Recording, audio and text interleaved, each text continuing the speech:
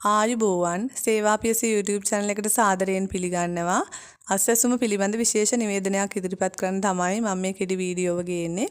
2026 ජනවාරි මාසයේ වන විට අස්වැසුම පළවෙනි අදියරේ ප්‍රතිලාභීන්ගෙන් කොටසකගේ අස්වැසුම කපා හරින්න තමයි කලින් චක්‍රලේඛයේ සඳහන් වුණේ. නමුත් රජය මගින් විශේෂ තීරණයක් අරගෙන තියෙනවා මේ අස්වැසුම ලබා දීම තවදුරටත් දීර්ඝ කරන්න. මෙහිදී මේ අස්වැසුම ලැබෙන්නේ කාටද? දින දීර්ඝ වුණේ කුපමණ කාලයකටද? ඒ වගේම ඔබට ජනවාරි මාසයේ තවම මුදල් ලැබුණේ නැති අය ඒ වගේම ලැබෙන්නේ කවද්ද? ඒ වගේම තවත් මේ අස්වැසුම් පිළිබඳ විස්තර මම මේ වීඩියෝ මගින් ඉදිරිපත් කරනවා. රැඳී සිටින මේ වීඩියෝව සමග.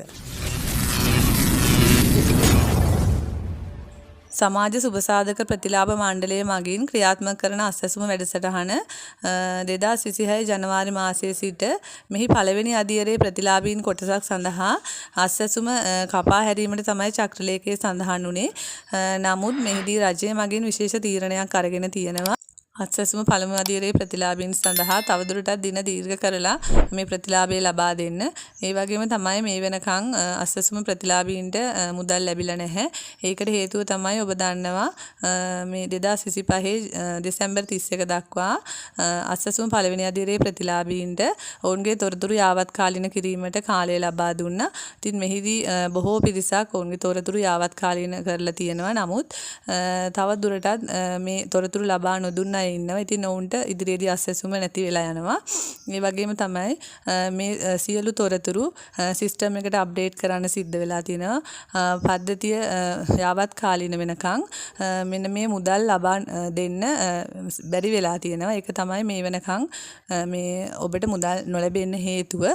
නමුත් මේ අනිවාර්යයෙන්ම මේ මාස ජනවාරි මාස 21 වෙනි දිනෙන් පසු ඔබගේ බැංකුවට මුදල් ලැබෙන බව තමයි අපිට දැනට තොරතුරු ලැබිලා තියෙන්නේ.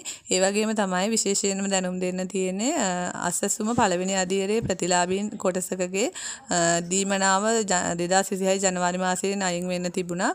මේ රුපියල් 5000 දීමනාව ලබාගත් ප්‍රතිලාභීන්ට රජය මගින් විශේෂ තීරණයක් අරගෙන 2026 ජුනි මාසයේ දක්වා මාස 6ක කාලයක් දීර්ඝ කරලා දීමනාව ලබා දෙන්න තීරණය කරලා තියෙනවා.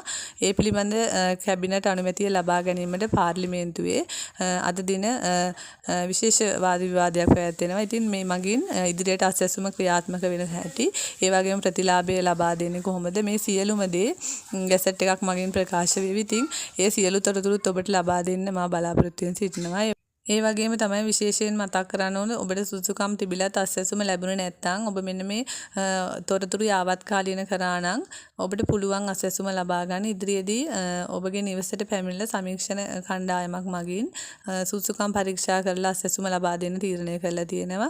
ඒ වගේම සුසුකම් නොමැති පුද්ගලයන් කියන්නේ යාන වාහන මිල මුදල් තියෙන පුද්ගලයන් මේ අස්වැසුම ලබාගෙන තියෙනවා නම් ඉදිරියේදී නීතිමය ක්‍රියාමාර්ග මගින් ඔවුන්ගෙන් මේ මුදල් අය කර ගන්නත් රජය මගින් තීරණය කළා තියෙනවා. ඒක නිසා සුසුකම් තියන අයට දුක් වෙන්න අවශ්‍ය නැහැ. ඉදිරියේදී ඔවුන්ට පුළුවන් අස්වැසුම ලබා ගන්න.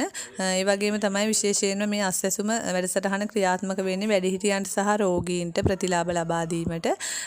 ඉතින් ඒක නිසා සුසුකම් තියෙන පුද්ගලයන් පමණක් මේ අස්වැසුම ලබා ගන්නව නම් ඉතාමත් වටිනවා. මොකද රෝගීන්ගේ වැඩිහිටියන්ගේ කිසිම දෙයක් කර කියා ගන්න බැරි පුද්ගලයන්ට තියෙන ලබා දෙන්න තියෙන මුදල් තමයි ඔබ ඇති හැකි අය මේක ගන්නව නම් ලබා ගන්න. ඉතින් ඒක මහා පාප කර්මයක්. ඒක නිසා සුසුකම් තියෙන පුද්ගලයන් විතරක් මේක ලබා ගන්න. ඒ වගේම තමයි 2026 ජනවාරි 21 පසු අස්වැසුම ප්‍රතිලාභයේ බැංකුගත වෙන බව තමයි ආරංචි වෙන්නේ මේ වන විට.